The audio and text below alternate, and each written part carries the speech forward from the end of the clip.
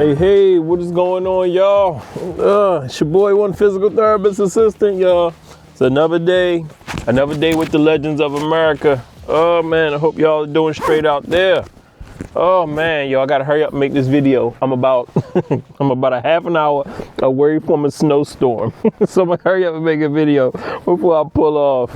Cause we supposed to get some serious snow here in the state of Delaware. I don't know where you are. Hope you're not getting a whole bunch of snow unless you want it. Oh man, what's up, y'all? Shout out to all the Eagles fans out there. Shout out to all the Eagles fans. I live in the state of Delaware, and you know what the football team here is in the state of Delaware?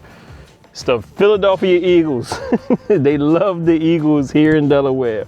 So shout out to all the Eagles fans. Y'all know I'm from Baltimore City, so I'm a big Ravens fan, but when I moved to Delaware, I learned that they love the Eagles here because it's so close to Philly. It's a part of Delaware. It's called Wilmington. They call it Little Philly because it's got a little roughness to it, like Philly. It's got some edginess to it, like Philly, like Philadelphia. So a lot of people in the state of Delaware like the Eagles. You'll find some Ravens fans getting closer to like the Salisbury area, going more south in Delaware. But up north, nothing but Eagles fans. So shout out to all you Eagles fans. I couldn't even watch that whole game. It wasn't even a game. That's the only thing I want when there's a football game going on and none of my teams are playing. If it's the Super Bowl and my team ain't in it, I just want a good game. And that was not a good game. That was an astronomical, diabolical beatdown. That's what that was. Oh man, shout out to my brother. He a big Eagles fan. So all the Eagles fans was happy. I had a friend of mine, he was texting me during the game. He was like, I don't want him to get nothing. He wanted it to stay 0. he wanted the Eagles to run up the score and the Chiefs not to score 1 point. And it was like that. It didn't seem like they scored a point, even though they got some little points at the end, some little empty calorie points. Oh man, but I hope y'all doing good, y'all. Hope y'all doing good. Back on the topic of things that won't matter later in life and things that will matter later in life, based off the things I learned from the elderly population, y'all. Today's topic is something that won't matter in life, and it's a little bit controversial. It's a little bit controversial because of the way our society actually views this now. Okay? Yeah, I met a guy today who I never met one of these people that does this. He was a racing horse exerciser. You hear me? A racing horse exerciser. I don't know much about horse races. Do you? Let me know if you do. I don't know much about horse races, but my man said, well, when you have a horse race, okay, you'll have the jockey who's on the horse, the little guy or girl who's on the horse. And he said most people think that jockey knows that horse really good. He said most people might think that jockey and that horse, most people might think that jockey owns that horse. And a lot of times that's not the case. He says that the jockey doesn't really know the horse all that good. I mean, they know each other, but not like the groomers and the exercisers. I was like, exercisers? What is an exerciser? He was like, well, I was the guy who had to get on the horse and run with the horse. Like he had to ride the horse a lot during the week to prepare him for the races, for the little jockey, for the little 50-pound jockey. He was the guy that would race and run with the horse, 5 days a week. He said he made good money doing it. I said, dang, I didn't even know that was a job. I just assumed, not knowing anything about racing, horse racing, I just assumed that the jockey did that. But he said, no, I was an exerciser. He said he did it for 30 years. He said he had his own horse, but he would race the prize horses, the racing horses. I said, that is so interesting. I'm learning so much. I'm taking in more information than I've took in my career. In my career, early on, I didn't really pay attention, but now I'm paying attention. So I hope y'all paying attention. But today's thing that's not going to matter later in life is how hard you worked. Ooh. You like, what do you mean? What do you mean? That's the problem now. That's why the young kids don't want to work hard now. Nobody wants to work. This young generation, they don't want to work hard. They don't know good work ethic. And there you go talking about working hard is not going to matter later in life. I know I am. But hear me out. I recently met, maybe a few days ago, I met a guy who was forced to retire early, maybe in his late 50s. Had a good job. He had a few businesses, but he was forced to retire early because all he did was work. He worked himself, not to death, but he worked himself into a stroke. I've met many versions of this person who the 80-hour work week people, the people who just go, just very ambitious. And there's nothing wrong with that. But it can have a negative effect on your health.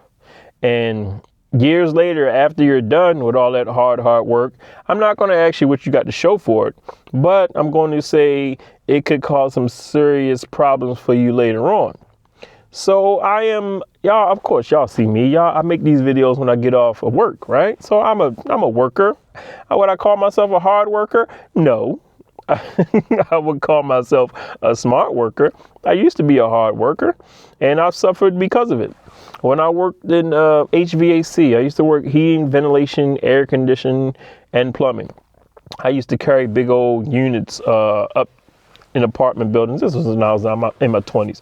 I'm trying to be the tough guy on job. I used to carry big old change out units like ACs. I used to carry them by myself. Guys used to be like, hey man, you need help with that? No, I got this. Let me get it. I'll pick it up, carry it up, 2 flights of steps. I used to be that guy. Even when I started my therapy career in my 30s, I used to be the guy. I have a 300-pound woman who can't get up. Instead of asking for help, hey, nah, fella, I got this. Come on, man, you can do it. We can do it. We can do this. I would try to prove and show that I can stand her up without anybody's help when I really should have asked for help.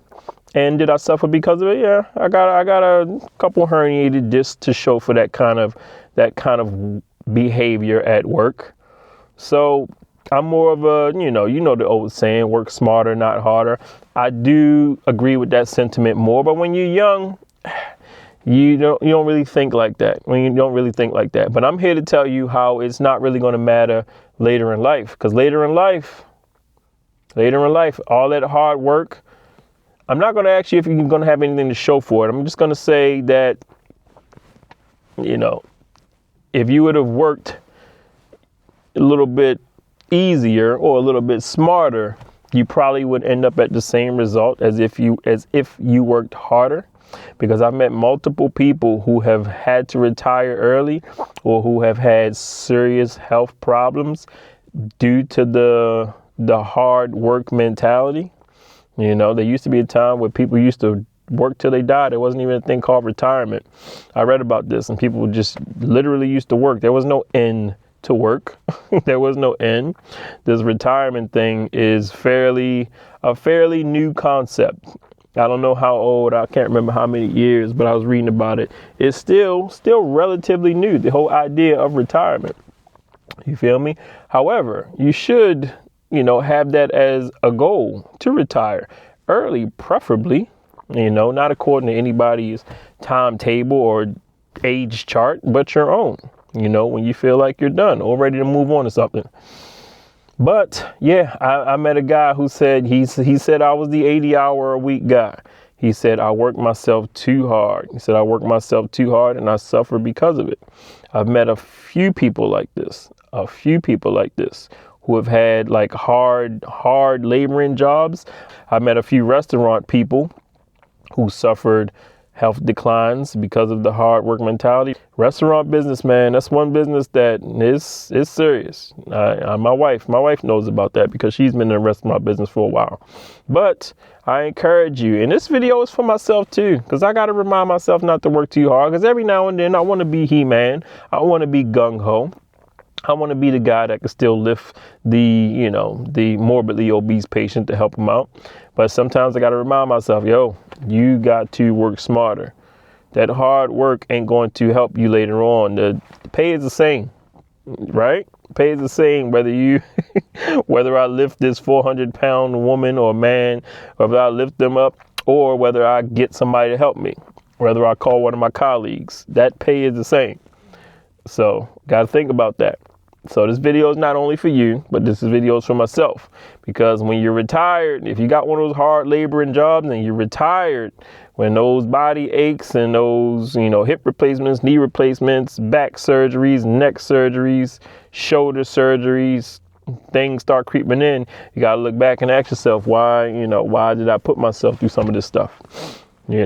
My truck drivers, I get a lot of truck drivers who spent hours upon hours on the road where they maybe didn't need to, but they did it to collect overtime. And then they suffer later on. A lot of back problems, a lot of leg problems, very, very tight muscles. Whew. But anyway, y'all, just wanted to make a video about observations I make. Something that's not going to matter a lot later in life is how hard you worked. And if you enjoy your job, that's one thing. If you love it and it's not like work to you, that's one thing. But if you just grinding and grinding and grinding to no end or with no plan, that's another thing. Even if you're on that grind mode, you should have a plan to get on the exit ramp. You feel what I'm saying? You should have a plan to get on the exit ramp. Whew. All right, y'all. Let me get out of here for this snow start falling. I will holler at y'all later. Please be cool, be safe. No slipping and sliding. Make sure you shovel your driveways. Make sure you help your boo out shoveling. Help each other out shoveling.